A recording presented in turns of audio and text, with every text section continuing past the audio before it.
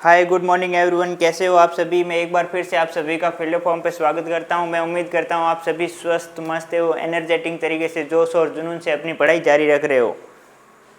एक बार सभी आ जाओ, लाइव आ जाओ। मेरी वीडियो वॉइस पीपीटी अगर क्लियर है तो सारे कमेंट बॉक्स में यस कीजिए। ओके, वीडियो वॉइस सब क्लियर है। आ जाओ क्लास में ज्वाइन हो जाओ।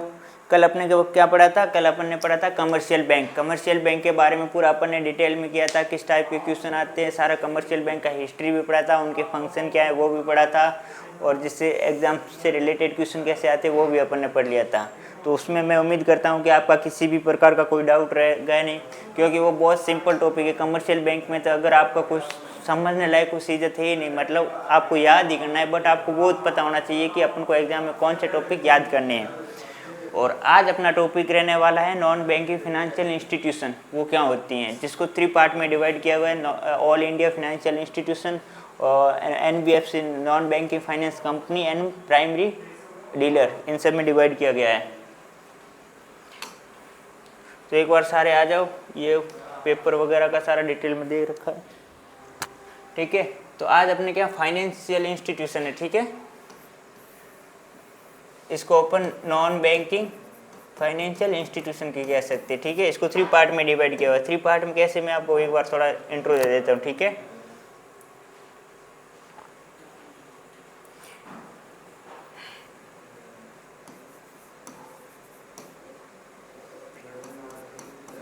ये नॉन बैंकिंग फाइनेंशियल इंस्टीट्यूशन, इसको 3 पार्ट में डिवाइड किया गया, ठीक है। नॉन बैंकिंग फाइनेंशियल इंस्टीट्यूशन, और इसको कितने पार्ट में डिवाइड किया गया है? 3 पार्ट में डिवाइड किया गया है। कौन से है? सबसे पहले ऑल इंडिया फाइनेंशियल इंस्टीट्यूशन, ठीक है। और उसके बाद में किसको किया गया? NBFC non banking finance company, और फिर किस में किया गया है? Primary dealer. तो इसमें मोटा मोटा इनको 3 पार्ट में डिवाइड किया गया है। और इसमें आपको देखना है कि जैसे ये मिलता जुलता सेम ही, जैसे आप देख रहे नॉन बैंकिंग फाइनेंशियल कंपनी है ये, और ये नॉन बैंकिंग फाइनेंशियल इंस्टीट्यूशन जो सारे, और इसके अंतर्गत ये आते हैं। जैसे इनको कौन कौन रेगुलेट करता है, जैसे किसको सेबी करती है, किसको RBI करती है, किसको अलग संस्था करती है, इंश्योरेंस कंपनी को कौन करती है, म्यूचुअल फंड को कौन करती है, सिट कंपनी को कौन करती है, सारा का सारा मैं आगे डिटेल में बताऊंगा। लेकिन आपको ये ध्यान रखना है कि आप तीनों सीक्वेंस में पढ़ेंगे, ठीक है। और इसमें AIF में कौन सा आता है? इसमें नाबार्ड आ जाएगा, एग्जिम बैंक आ जाएगा, जैसे आपके नाबार्ड इसका पार्ट है।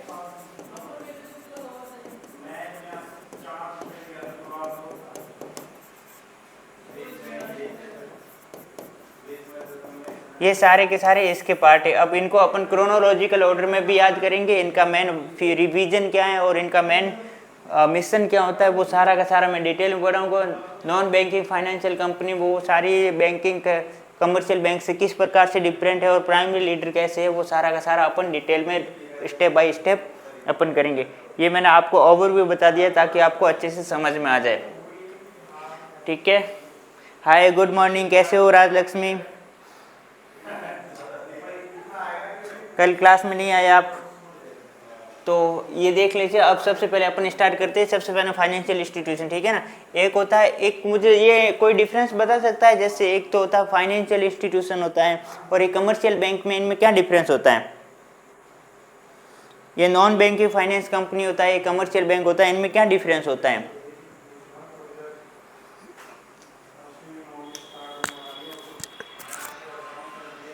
कमर्शियल बैंक होता है ना, वो ओनली फॉर क्या करता है, बड़ी बड़ी इंडिविजुअल या बिजनेसमैन को इनको क्या लोन प्रोवाइड करता है, बाकी अदर सर्विसेज प्रोवाइड नहीं करवाता है। कमर्शियल बैंक होती है बहुत सारी सर्विस प्रोवाइड करवाता है। जैसे अपने को पैसे ट्रांसफ़र करने होते हैं वो कमर्शियल बैंक से अपन कर सकते हैं, अपन को पासबुक लेनी है या चेक लेना है या credit card, debit card, other प्रकार की कोई भी सारी एक्टिविटी अपन किससे करते हैं? कमर्शियल बैंक से करते हैं। और नॉन बैंकिंग फाइनेंशियल कंपनी ऐसा कुछ नहीं करती है। तो अपन स्टेप बाय स्टेप पढ़ेंगे, धीरे धीरे बता दूँ। जैसे ये गैर बैंकिंग वित्तीय संस्था है ना, ये वित्तीय संस्था भारत के केंद्रीय वित्त पोषण के विकल्प के, ठीक है, वित्त पोषण के विकल्प के रूप में ऋण मध्यवर्ती सुविधा प्रदान करने में महत्वपूर्ण भूमिका निभाती है। मतलब ये एक लोन प्रोवाइड करवाती है, लोन प्रोवाइड करवाने में ये बिल्कुल हेल्प करती है। मतलब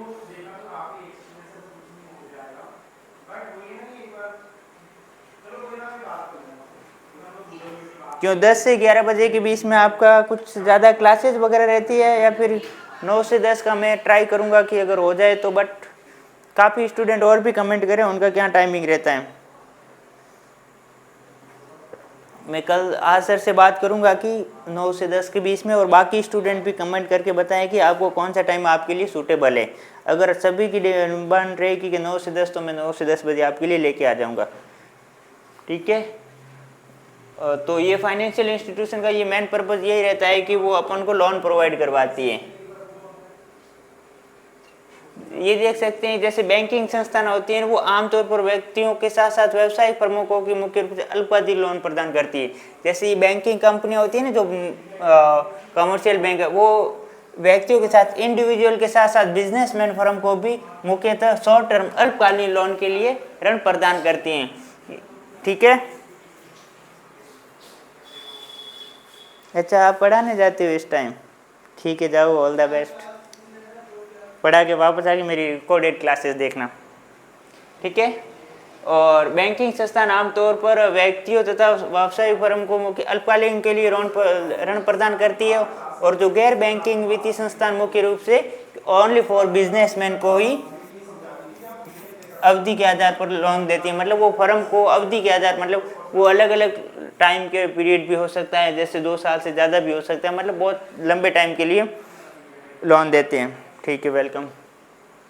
मतलब ये नॉन बैंकिंग संस्थान है ना, वो कि व्यवसायिक फर्मों को एक अवधि के लिए लोन देता है, कि मतलब एक अवधि शॉर्ट टर्म से जो ज़्यादा ही होती है, मतलब वो एक अवधि के टाइम के, इस अवधि के टाइम पीरियड में आपको वापस हमारे को लोन रीपे करना है।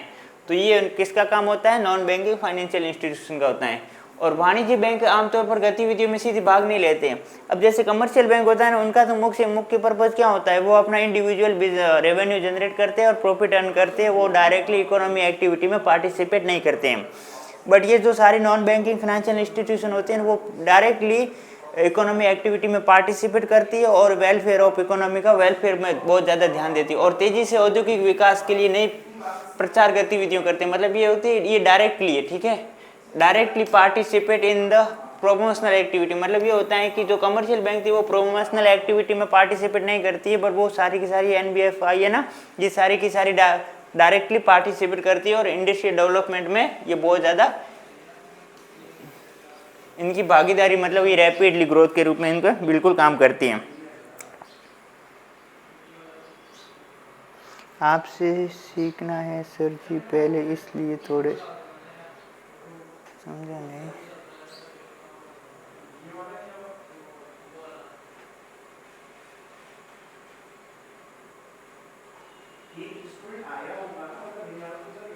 मुझे क्या सीखना है आपको? मतलब यही वाला सेम पढ़ाने जाते हो तो फिर मुझे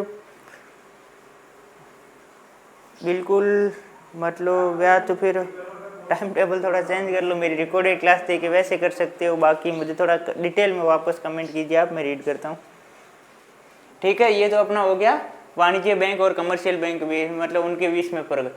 अब जैसे ये होता है ना, जैसे all banking institution in the country are organise sector में होती हैं, जो सारी की सारी बैंकिंग कंपनियां होती हैं। अच्छा, इकोनॉमिक्स पढ़ाते हो? कहाँ पर, किस में पढ़ाते हो, कौन से लेवल के लिए? ठीक है, तो ये non banking institution in country organise sector में होती है। मतलब ये ओनली किस में होती है? ऑर्गेनाइज सेक्टर में होती है। लेकिन ये जो गैर बैंकिंग वित्तीय संस्था होती है ना, ये संगठित, ऑर्गेनाइज एंड अनऑर्गेनाइज दोनों क्षेत्रों की श्रेणियों में आते हैं। Very good. तो आप ऐसे करो, थोड़ा टाइम टेबल मतलब उस अकॉर्डिंग क्रिएट कर लो कि जो पहले मैं पढ़ाता हूँ ना वो आप वहाँ पे बाद में पढ़ाया करो, तो कि इसे अपना भी अच्छे से कॉम्बिनेशन बैठ जाए,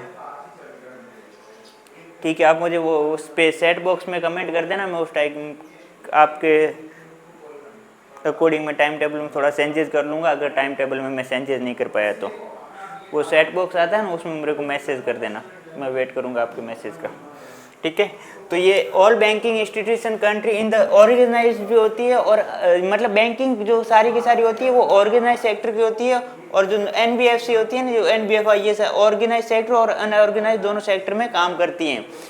अब मैंने आपको बताया था कि जैसे ये NBFI non banking financial institution है, जो wide term of the NBFC, मतलब ये एक अधिक व्यापक है। जैसे मैंने आपको पार्ट बताया था ना, कि NBFI non banking financial institution को 3 पार्ट में डिवाइड किया है, all banking financial institution, non banking finance company और प्राइमरी लीडर। तो इस प्रकार आपसे डायरेक्टली रिलेट कर सकते हो, जैसे NBFC है ना, ये इसी का ही पार्ट है। तो मतलब ये एक वाइडर टर्म है,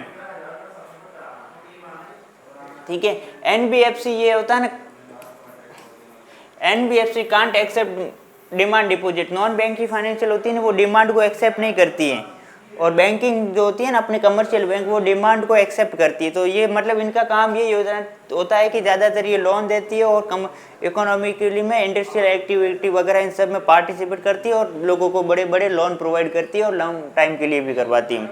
और ये पैसे मतलब वो अपनी जमा को स्वीकार करे, अपन को क्रेडिट कार्ड दे, अपन को डेबिट कार्ड दे, ये सारा काम कमर्शियल नॉन बैंकिंग NBFC का नहीं है। तो आप समझ गए हो कि NBFC का क्या काम करती है। मतलब ये ओनली ऑर्गेनाइज्ड अनऑर्गेनाइज्ड दोनों सेक्टर में होती हैं, और commercial bank only for organise sector में होती हैं। इसके साथ साथ आप देख सकते हो जैसे NBFC don't form part of the payment and settlement payment system.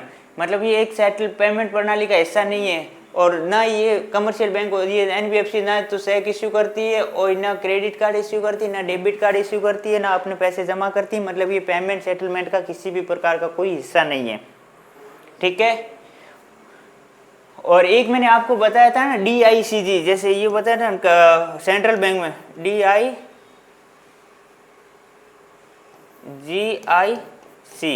मतलब ये बताया था ना मैंने, जैसे सेंट्रल बैंक की मैंने सब्सिडरी पढ़ाई थी ना, उसमें मैंने ये बताया था कि DICG सेंट्रल बैंक की सब्सिडरी है, जिसमें ये होता है कि अगर आपका कोई भी कंपनी अपने बैंक में पैसे जमा कर रखे है, अगर बैंक घाटा होकर चली जाती है, तो अपन को मिनिमम 5 लाख रुपीज़ अपन को मुआवजा मिलेगा, कंपनसेशन मिलेगा। वो कौन देगा?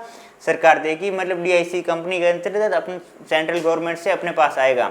लेकिन NBFC में इस प्रकार का कोई वो प्रावधान नहीं है। मतलब ये इसमें DICG का कोई हिस्सा नहीं होता। मतलब ये इसके लिए पात्र नहीं है, जबकि बीमा कंपनियों के मामले में ऐसा नहीं है। मतलब ये ओनली फॉर कमर्शियल बैंकों के थ्रू है, लेकिन बीमा कंपनी हो गए ना, उसमें किसी भी प्रकार का हिस्सेदारी नहीं है। मतलब ये NBFC के जो जमा करता है ना, वो इसके लिए पात्र नहीं होंगे।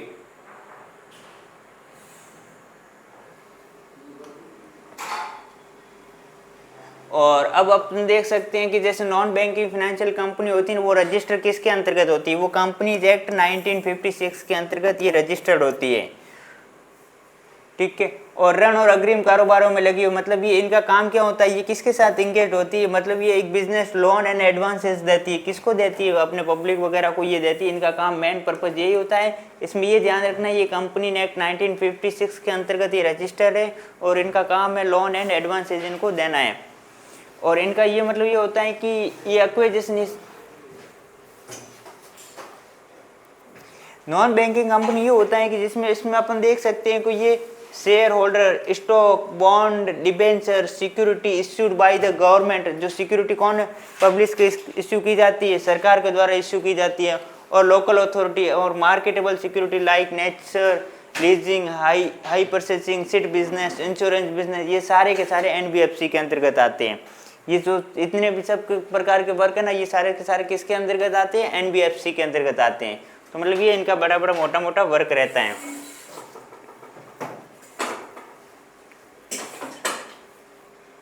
लेकिन इसमें से कोई भी संस्था शामिल नहीं है जो मतलब जो एग्रीकल्चर सेक्टर से मुख्य व्यवसाय जैसे कृषि गतिविधियों, औद्योगिक गतिविधियों, किसी अन्य प्रकार से सामान सेवा में खरीद नहीं बिक्री नहीं होती। मतलब ये देख सकते हो जैसे ये NBFC होती है ना, इनकी गुड्स एंड सर्विस का किसी भी प्रकार का इनमें पार्टिसिपेट नहीं होता है। मतलब ये डायरेक्ट इंडस्ट्रियल सेक्टर में नहीं होता है। इनका सारा का सारा काम किस में होता है? ओनली फॉर मनी में होता है। जैसे अपन ने देखा था डिबेंचर, बॉन्ड, चेक, स्टॉक सारे के सारे वो किस में होते हैं?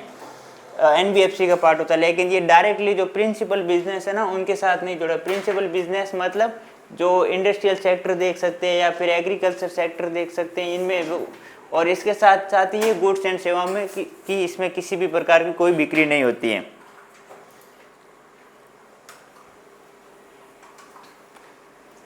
अब ये तो आपको समझ में आ गया कि मतलब ये इसका क्या वर्क रहता है, कि ये मोटा मोटा क्योंकि मतलब ये किसी भी प्रिंसिपल बिजनेस के साथ जुड़ी हुई नहीं रहती है। तो इनका सर बिजनेस कैसा होता है? इसका जैसे ये होता है कि ये 50-50 फॉर्मूला क्या होता है?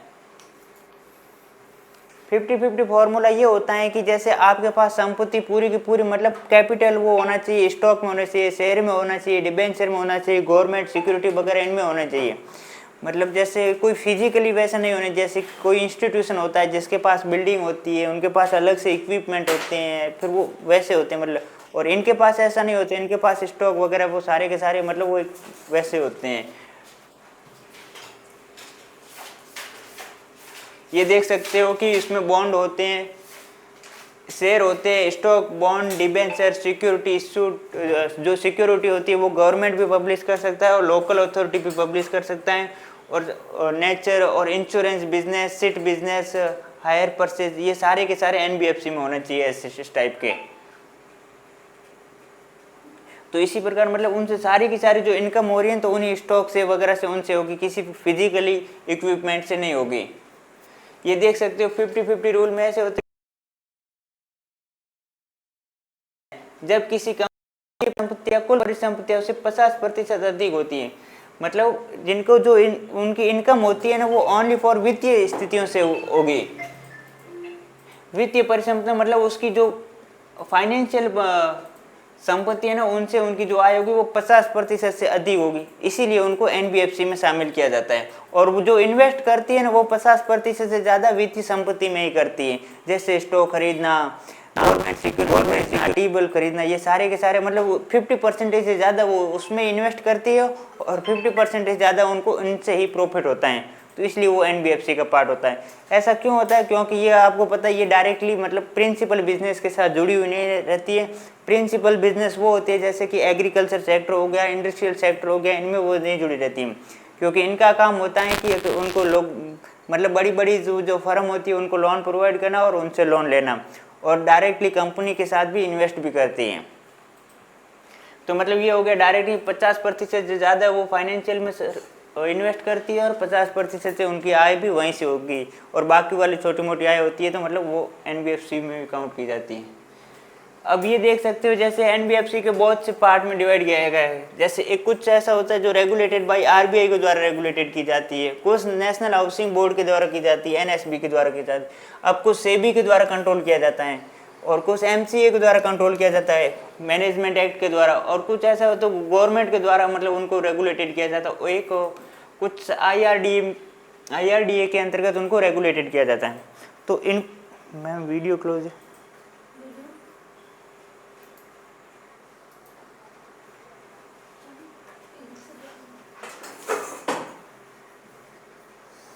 वेट 1 मिनट।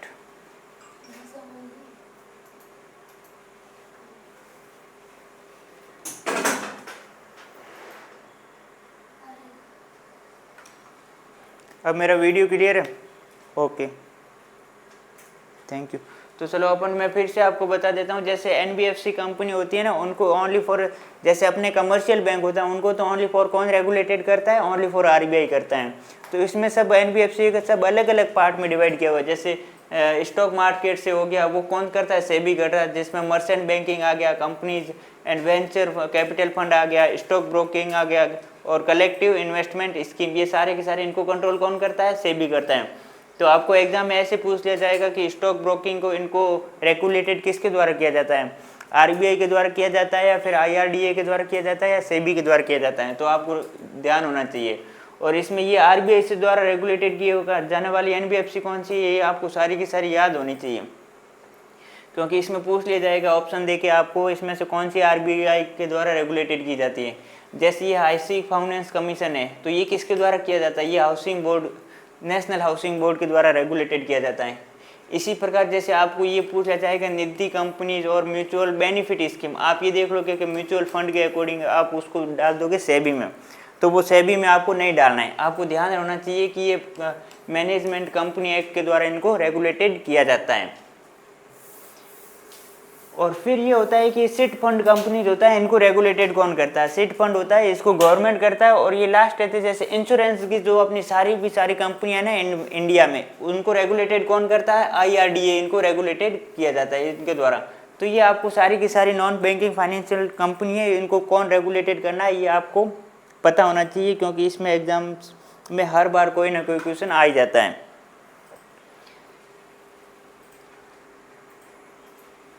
अब जैसे मैं ये चार्ट आपको प्रॉपर्ली दिख पा रहा है या फिर नहीं दिख रहा है? इसमें अलग से ये आपको लिख रखा है कि मतलब जैसे ये सेबी के द्वारा कौन सी कंट्रोल की जाती है और नेशनल हाउसिंग बोर्ड के द्वारा कौन सी कंट्रोल की जाती हैं और ये एमसी एक्ट के द्वारा कौन सी की जाती है, प्रॉपर तरीके से इसमें लिखा हुआ है। अगर आपको यहाँ पे प्रॉपर तरीके से नहीं दिख रहा है तो मैं पीडीएफ में अपलोड हो जाएगा आपको।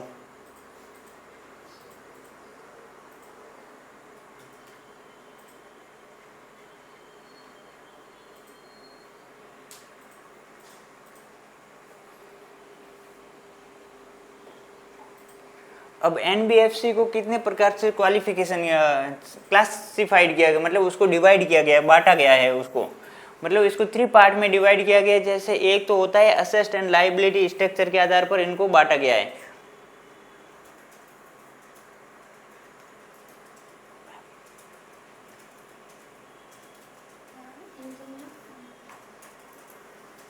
ठीक है, और फिर बांटा गया। और सेकंड कौन सा है, सिस्टमेटिक इंपॉर्टेंस के आधार पर बांटा गया। और फिर एक्टिविटी देन अंडरटेक, ये आपको एक्टिविटी वाला बिल्कुल याद रखना है क्योंकि एनबीएफसी की 11 एक वो कंपनीज है, वो 11 की सारी उनको आपको कौन सा वर्क, कौन सी कंपनी कौन सा वर्क देख रही है वो पूरा याद होना चाहिए। और इसके अलावा जैसे मैंने अभी किया ना, ये रेगुलेटेड किसके द्वारा किया जाता है, ये दोनों तो आपको एनबीएफसी में 100% याद करना ही करना है।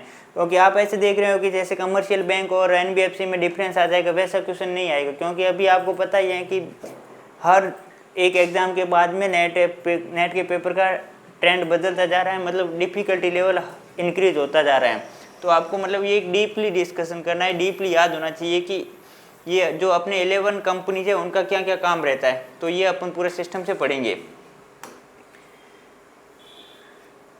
जैसे देयता के आधार पर मतलब ये था कि लाइबिलिटी के आधार पर इसको भी 2 पार्ट में डिवाइड किया गया एनबीएफसी को। एक तो वो होता है कि जो जमा स्वीकार करने वाली एनबीएफसी होती है, दूसरी वो होती है जो जमा स्वीकार नहीं करती है। मतलब लाइबिलिटी के आधार पर 2 पार्ट में, एक तो जमा स्वीकार करती है और दूसरी जमा स्वीकार नहीं करती है।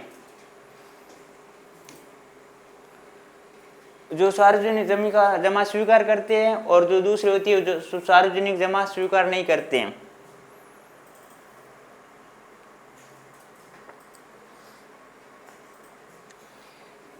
तो मतलब ये लाइबिलिटी के आधार पर एनबीएफसी को 2 पार्ट में डिवाइड किया गया है। तो इसको आप शॉर्ट में ये देख सकते हैं, ये मतलब डिपॉजिट हो गया एनबीएफसी डिपॉजिट, और ये एनबीएफसी नॉन डिपॉजिट हो गया। और जमा, और दूसरी है ना जो जमा न लेने वाली एनबीएफसी में जिनकी परिसंपत्ति का आकार 500 करोड़ या फिर उससे अधिक होता है, और जो अगर जो नॉन बैंकिंग फाइनेंशियल कंपनी होती है जो जमा नहीं करती, जिनका अगर उनका वो पूरा मार्केट होता है 5000 करोड़ से अधिक होता है, सॉरी 500 करोड़ से अधिक होता है, जो क्या होती है वो इकोनॉमी को बिल्कुल ही इफेक्ट करती है। मतलब उनका काफ़ी दबदबा रहता है मार्केट में। जैसे 500 करोड़ का कोई, जैसे वो कंपनी के शेयर को ऊपर नीचे की उनकी प्राइस में फ्लक्चुएशन भी कर सकती है। तो मतलब उनका कंपनी वो एक सरकार से बिल्कुल रूल एंड रेगुलेशन के अकॉर्डिंग काम करती हैं।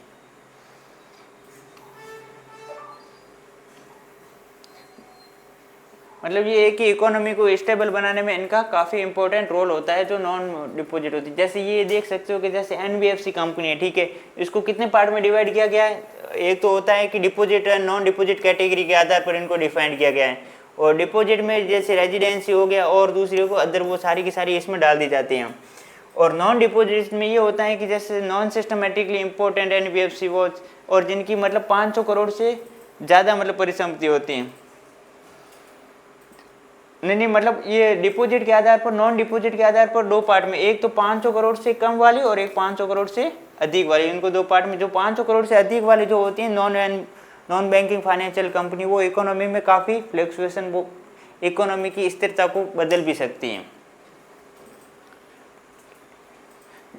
और ये आपको 11 है अपने एनबीएफसी कंपनी जो सारी की सारी, इनको आपकी इनकी क्या एक्टिविटी है वो आपको ध्यान होना चाहिए। इसमें डायरेक्टली एग्जाम में आपको ऐसे क्वेश्चन पूछ लिया जाएगा।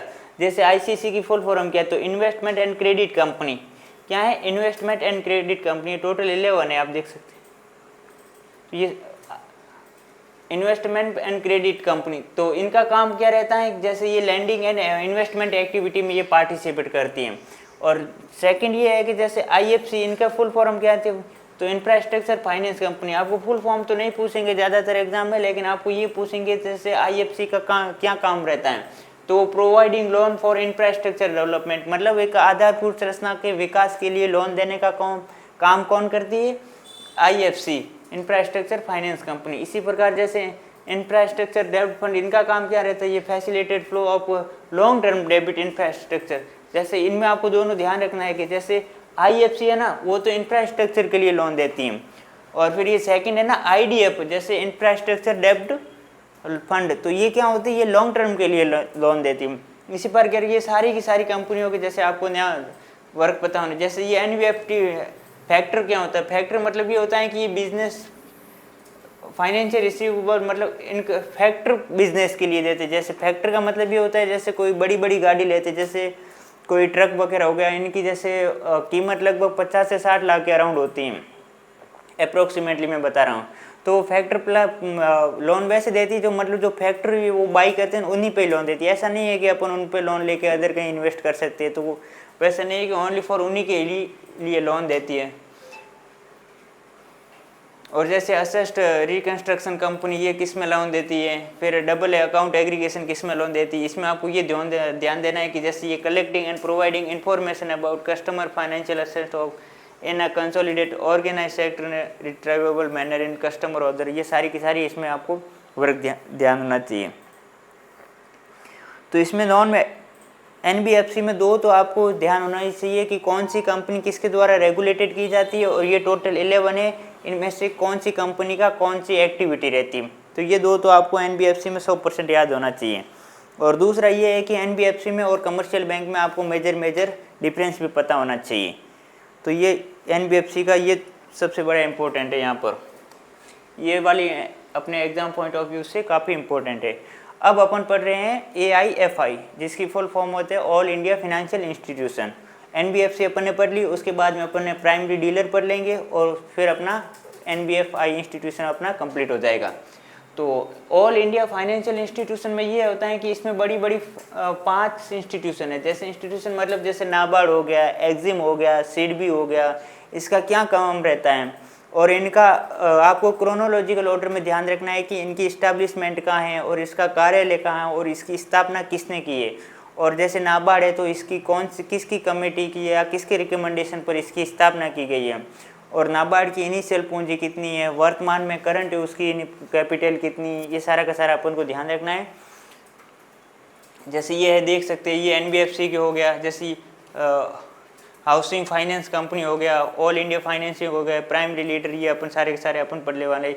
ये और AIFC कंप्लीट करने के बाद अपन पढ़ेंगे प्राइमरी डीलर।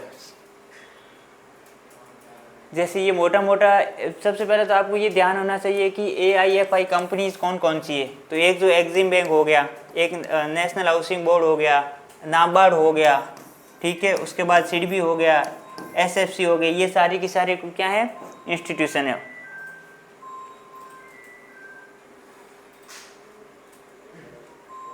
मतलब ये एक सार्वजनिक या फिर निजी लिमिटेड कंपनी है, मतलब ये एक सरकारी भी है, हो सकती है प्राइवेट भी है, और मतलब बिजनेसमैन या फिर ये निजी लिमिटेड कंपनियां भी जो ऋण वितरण और वित्तीय मध्यस्थता में महत्वपूर्ण भूमिका निभाती है। मतलब एक लोन देने पे इंटरमीडिएट की महत्वपूर्ण ये रोल प्ले करती है।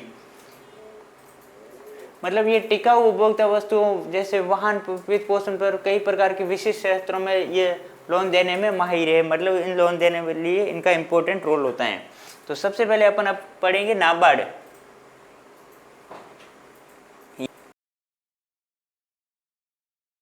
इसकी स्थापना कब हुई? एग्जिस्टेंस इन 12 जुलाई 1982 में हुई थी। और इन्होंने काम करना कब स्टार्ट किया था? इसमें आपको सबसे पहले तो ये पूछ लिया जाएगा कि इनका अस्तित्व में कब आई थी। आपको लिखना है कि 12 जुलाई 1982 को ये क्या आई थी? अस्तित्व में आई थी। और इन्होंने प्रॉपर तरीके, इन्होंने मतलब नाबार्ड ने प्रॉपर तरीके से काम करना शुरुआत कब किया? कंफ्यूज नहीं होना है, पहले आपको एक क्वेश्चन को अच्छे से पढ़ना है कि अस्तित्व का पूछा है या फिर काम स्टार्ट करने का पूछा है, या मतलब ऑपरेशन स्टार्ट करने का पूछा है, उस अकॉर्डिंग अपना आंसर देना है। ऐसे नहीं है कि 1982 आपको एक डेट याद है कि 12 जुलाई 1982 को स्थापना हुई थी, चलो वो अपन टिका देते हैं। पता चले घर पे आके आंसर मिलान करो कि अच्छा इसका काम स्टार्ट कब किया था, वो लिखना था। तो मतलब पहले क्वेश्चन को अच्छे से रीड करना है। और फिर आपको ये ध्यान रखना है कि ये उस टाइम अपने जब नाबार्ड की स्थापना हुई थी उस टाइम अपने प्रधानमंत्री कौन थे, तो इंदिरा गांधी थे। और ये किस समिति की सिफारिश के आधार पर मतलब इसकी नाबार्ड की स्थापना हुई थी, तो समिति थी शिवरमन कमेटी, मतलब उसकी ये भी मतलब ये शिवरमन इनके अध्यक्ष थे ना, तो इसलिए इस कमेटी को शिवरमन कमेटी के नाम से भी जाना जाता है। और ये कृषि एवं ग्रामीण विकास के लिए संस्थाकरण की व्यवस्था के लिए एक समिति क्राफी कार्ड की स्थापना 1979 में एस्टेब्लिश हुई थी, उसके पे ये सारा का सारा काम करते हैं। इसके आपको क्राफी कार्ड की फुल फॉर्म याद होना चाहिए। और ये शिवरमन कमेटी कब आई थी, 1979 में आई थी। और इसके कितने साल बाद में स्थापना की थी, 3 साल बाद में इसका स्थापना की थी। और उसी साल में मतलब 5-6 महीने बाद में उन्होंने काम स्टार्ट कर लिया था। तो शिवरमन कमेटी इंदिरा गांधी और कब स्थापित हुई थी और कब काम स्टार्ट किया था, ये ध्यान रखना है। अब अपन इसका देखेंगे इसका विजन क्या है, ये कौन से सेक्टर के लिए लोन देती है, इंडस्ट्रियल सेक्टर के लिए देती है या फिर एग्रीकल्चर सेक्टर के लिए देती है। ये एग्रीकल्चर सेक्टर के लिए देती है। एग्रीकल्चर सेक्टर के लिए देती है तो किस किस सेक्टर में ये ज़्यादा काम करने के लिए और इनका क्या विजन रहता है, तो ये आपको देखना है। ये कृषि कार्य और तत्कालीन पुनर्वर्तित विकास, ये मतलब ये देखना है ये किसके लिए लोन देती है, कृषि कार्यों के लिए लोन देती है। और इन्होंने किसका काम स्टार्ट कर दिया था पहले, इससे पहले आरबीआई मतलब क्रेडिट कार्ड के लिए मतलब फंक्शन करता था, क्रेडिट फंक्शन सारा का आरबीआई करता। तो इन्होंने क्या करा, जब इसकी नाबार्ड की स्थापना हो गई थी ना, तो जैसे ये agriculture refinance and development corporation का भी काम किसने संभाल दिया, नाबार्ड ने संभाल लिया। ध्यान रखना है कि जैसे नाबार्ड आई थी ना 1982 में, तो उस टाइम इसकी कैपिटल इनिशियल कैपिटल कितनी थी, 100 करोड़ रुपए थे, जैसे 100। अब अपन जैसे अपडेटेड डाटा मेरे पास है 31 मार्च का है 2022 का, तो इसमें ये उस टाइम कितनी थी, 17,080 करोड़ रुपए थे। मतलब अभी ये फिलहाल अभी यहाँ तक क्या हुई, अपने 2022 का डाटा है, 2022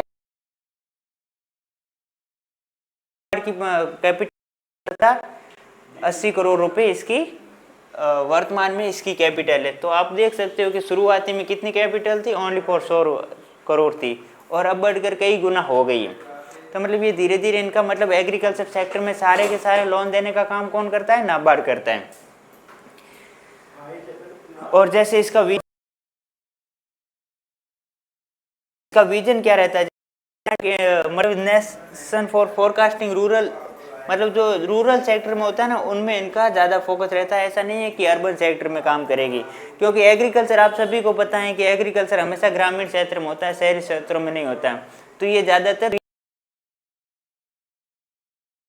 देख सकते हो, जैसे आप सुनिश्चित करने के लिए सहभागिता वित्तीय और गैर वित्तीय हस्तक्षेप करती हैं। ठीक है, ये वित्तीय भी हस्तक्षेप करती है और गैर वित्तीय भी करती है। और एग्रीकल्चर सेक्टर में नवाचार और प्रौद्योगिकी संस्थागत और ग्रामीण काम करती है। तो मतलब ये देख सकते हो, मतलब ये इनोवेशन का काम करती है, फाइनेंशियल और नॉन फाइनेंशियल दोनों सेक्टर में करती है। इंटरवेंशन करती है, इनोवेशन करती है, टेक्नोलॉजी में इंप्रूवमेंट करती है, इंस्टीट्यूशन डेवलपमेंट और सारे प्रकार के लोन देने का कार्य कौन करती है। तो ये मोटा मोटा, मैं वीडियो फिर से क्लोज है।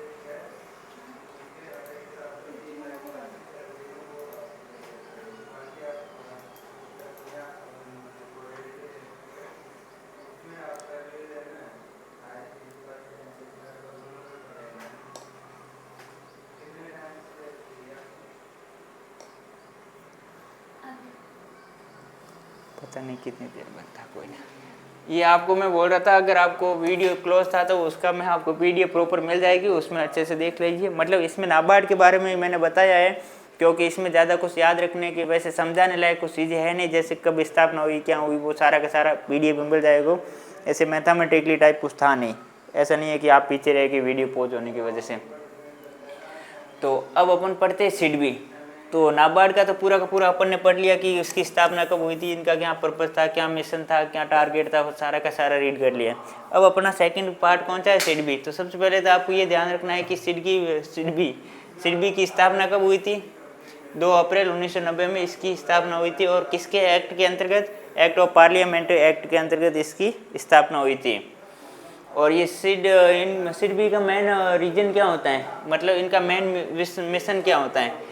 ये single window to meeting the financial and development need to MSC. आपको ये ध्यान रखना है कि एमएससी से एमएससी सेक्टर को अगर लोन की प्रोवाइड कर रही है, ये strong vibrant and globally competitive अगर इनको प्रोवाइड करना ना, तो health and highest cooperative value, तो ये सारा का सारा किसका काम होता है, सिडबी के पास से वो सारा का सारा लोन लेंगे। मतलब वो एमएससी सेक्टर के लिए, एमएसएमई सेक्टर के लिए काम करने का, इनको इम्प्रूवमेंट का काम किसके पास रहता है, सिडबी के पास रहता है। और इसकी स्थापना कब हुई थी, 2 अप्रैल 1990 में हुई थी।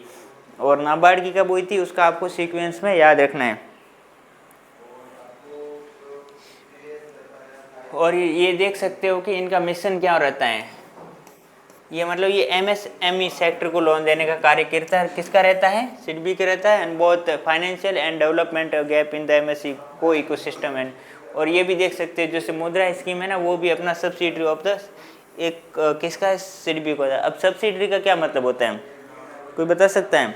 सब्सिडरी का मतलब ये होता है कि जैसे एक टाटा कंपनी है, टाटा कंपनी तो मेन कंपनी है, और उसके बाद में उसकी एक टीसीएस कंपनी है, उसमें क्या होता है, उसका 51% से ज़्यादा उसका शेयर होल्डर हो जाता है, या फिर उसकी इसमें हिस्सेदारी होती है ना, तो वो एक सब्सिडरी कहलाता है। तो आप ये देख सकते हैं मुद्रा है ना, वो किसकी सब्सिडरी है, सिडबी की सब्सिडरी है। आपके मल्टीपल टाइप के क्वेश्चन आएंगे ना, ज़्यादा सेलेक्टिव टाइप के क्वेश्चन, जिसमें से ऐसे पूछे जाए, सिडबी की स्थापना 2 अप्रैल 1990 में हुई थी, और मुद्रा है वो सिडबी की सब्सिडरी कंपनी है, और 2-3 ऐसे गलत क्वेश्चन डाल दिए जाएंगे। तो आपको ये ध्यान होना चाहिए कि मुद्रा is a subsidiary of the SIDBI, ठीक है।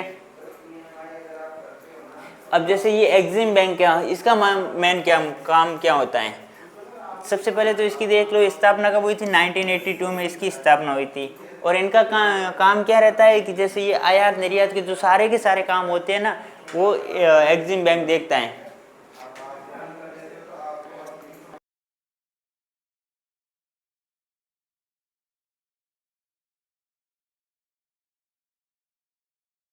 तो ये देख लो, सितंबर 1981 में इसकी स्थापना की थी, 1982 में से हो जाओ। जैसे एक साइड आपको लिख लिया जाए, जैसे एग्जिम बैंक पहले आया था या फिर नाबार्ड पहले आया था। देखो आपने तो सन याद करके गए, ठीक है कि 1982 में दोनों आए थे, तो फिर ये कन्फ्यूजन हो जाएगा ना। तो आपको ये ध्यान रखना है कि ये सितंबर 1981 में इनका एक्ट आया था, और उनका एक्ट कब आया था, 12 जुलाई 1982 में आया था। और उन्होंने काम कब करना स्टार्ट किया था, सितंबर में काम स्टार्ट करना किया था, और 1982 में। और इन्होंने सॉरी एक सेकेंड,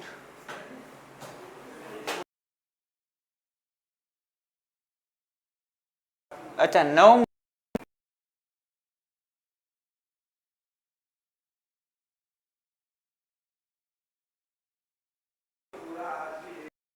मार्च में क्या था। तो आप अंदाजा लगा लीजिए डायरेक्टली कि वीडियो फिर से क्लोज में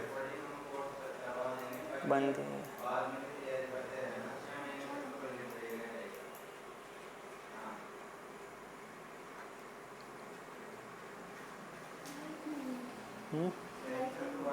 लाइट फिर से वीडियो क्लोज, हाँ स्टार्ट हो गया अब।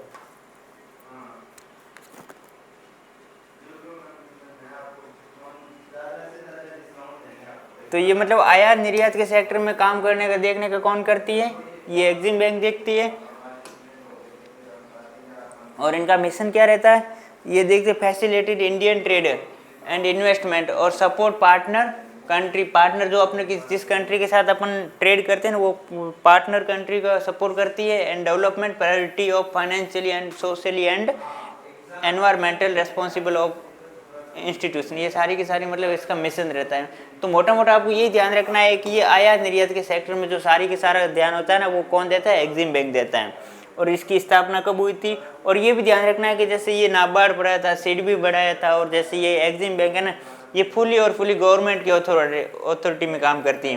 इसमें ये नहीं है कि जैसे प्राइवेट कंपनियां या फिर अंदर के काम होती है, इसमें 100% इसमें गवर्नमेंट की हिस्सेदारी होती है। मतलब ये पूरा का पूरा वर्क किसके अंतर्गत करता है, गवर्नमेंट के अंतर्गत करना है। या आप वैसे पूछ ले जाए कि फुल्ली होती है या फिर हाफली होती है, तो आपको पूरा ध्यान रखना है कि पूरी की पूरी गवर्नमेंट के अथॉरिटी में काम करती है। अब ये है जैसे नेशनल फाइनेंस बोर्ड या फिर बैंक, इसको देख सकते हैं। तो इसकी स्थापना कब हुई थी? जैसे ये 7th 5 ईयर प्लान के 1985 में इसकी आइडेंटिफाई किया गया था। महत्वपूर्ण पैमाने पर व्यक्ति और परिवारों को, मतलब ये होता है कि वित्त किसी महत्वपूर्ण वित्त की अनुपलब्धता बाधा डालने वाली एक बड़ी कमी के रूप में पहचाना गया और एक राष्ट्रीय स्तर की संस्था की स्थापना की गई थी। और वो राष्ट्रीय स्तर की स्थापना कौन सी थी? NSB, वो एक इस संस्था की स्थापना की गई थी। मतलब इन्होंने ये देखा कि जो काफ़ी महत्वपूर्ण जो सेक्टर हैं, परिवार हो गए, लोग हो गए, मतलब व्यक्तिगत या फिर सब तरीके, वो क्या होती है कि आवास क्षेत्र में बाधा डालने वाली एक बड़ी कंपनी को पहचान की गई। मैं वीडियो बंद है,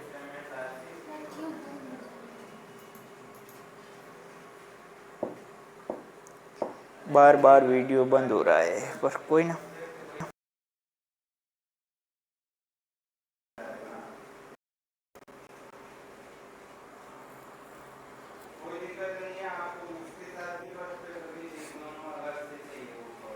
ये राष्ट्रीय आवास फिर से बंद हो गई।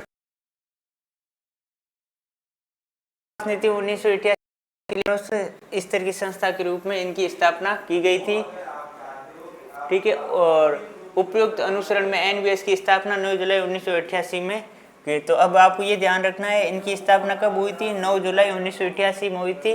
राष्ट्रीय आवास बैंक अधिनियम 1987 के अनुसार इसके अंतर्गत इनकी स्थापना की गई थी। ये पॉलिसी आपको ध्यान रखना है और इसकी स्थापना कब हुई थी वो सारा का सारा आपको ध्यान होना चाहिए, क्योंकि इसमें ज़्यादा टाइप के क्वेश्चन नहीं होते। इसमें यही पूछा जाएगा कि ये आवास बनाने में ज़्यादातर इसको लोन लोगों को देती है। अब ये जैसे इनका विजन क्या होता है, ये विजन आप देख सकते हैं, जैसे आवास वित्त बाजार में स्थिरता के साथ समावेशी विस्तार को बढ़ावा देना, इनका ये मिशन होता है।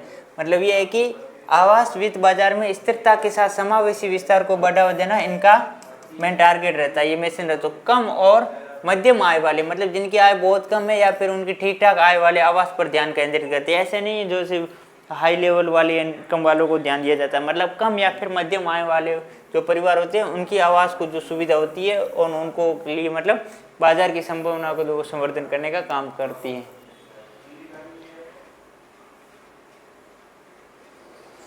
और फिर ये लास्ट है कि जैसे ये आपको देखना है कि NABFID की इनकी स्थापना कब हुई थी। तो ये मतलब इस कौन से सेक्शन के, मतलब ये बैंकिंग इंडियन एक्ट 1934 के अंतर्गत इनकी स्थापना हुई थी। और इनको और ये किसके द्वारा रेगुलेटेड की जाती है? ऑल इंडिया फाइनेंशियल इंस्टीट्यूशन के द्वारा। एग्जिम बैंक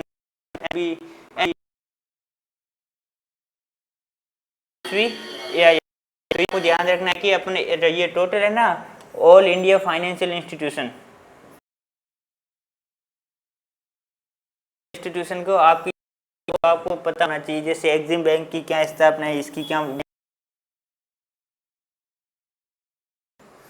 उसका क्या पर्पज रहता है, वो सारा का सारा पता होना पूरा सीट में।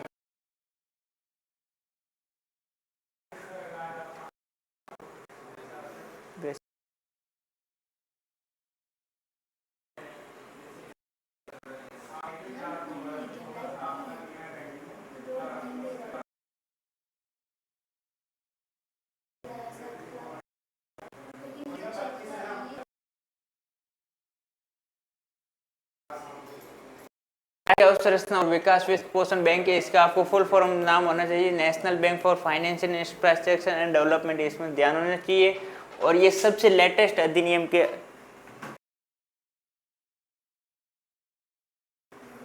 ये से फिर फिनिश करते, अगर कुछ बच गया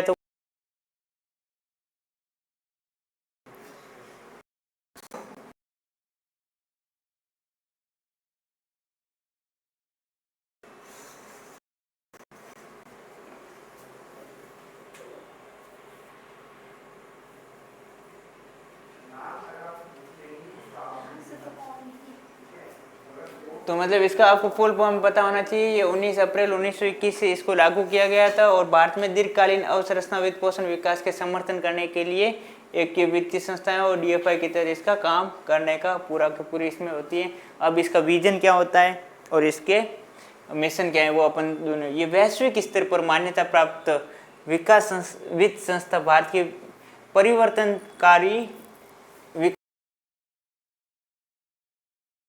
सारी की सारी कंपनी लोन है। लेकिन ये आपको ध्यान देखना है ये किसके कार्य के लिए देती है, परिवर्तनशील विकास के लिए, मतलब बुनियादी ढांचे के वित्त पोषण को प्रेरित करने के लिए ये लोन देती है। और इनका मिशन क्या होता है, जैसे इनका ये होता है कि ये नवाचार करती है, पर्यावरण और स्थिरता के बारे में, और बुनियादी ढांचे के वित्त पोषण के लिए मुख्य प्रवर्तक बनना इनका काम होता है।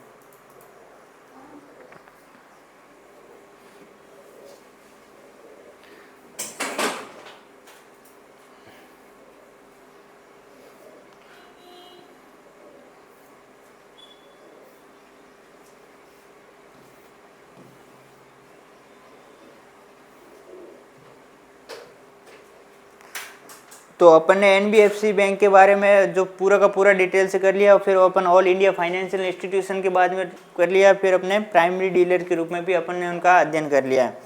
तो यहाँ तक अब अगर किसी का कोई डाउट है क्लास में तो मुझे बताए, फिर आज का अपनी क्लास यहाँ पे फिनिश करेंगे, क्योंकि अपना टॉपिक पूरा क्लियर हो गया आज का। कल अपन पढ़ेंगे नए टॉपिक के साथ कैपिटल मार्केट में, जिसमें कैपिटल मार्केट में पूरा का पूरा सेबी का क्या रोल होता है, वो कैपिटल फंड वगैरह, एनएसई बीएसई पूरा का पूरा अपन पढ़ेंगे। अगर जैसे कैपिटल मार्केट क्या होता है, मनी मार्केट क्या होता है, कैपिटल मार्केट में मनी का ट्रेड किया जाता है नहीं किया जाता है, और फिर कैपिटल मार्केट और मनी मार्केट का पूरा डिफरेंस अपन कल मिलते हैं। बिल्कुल, थैंक यू।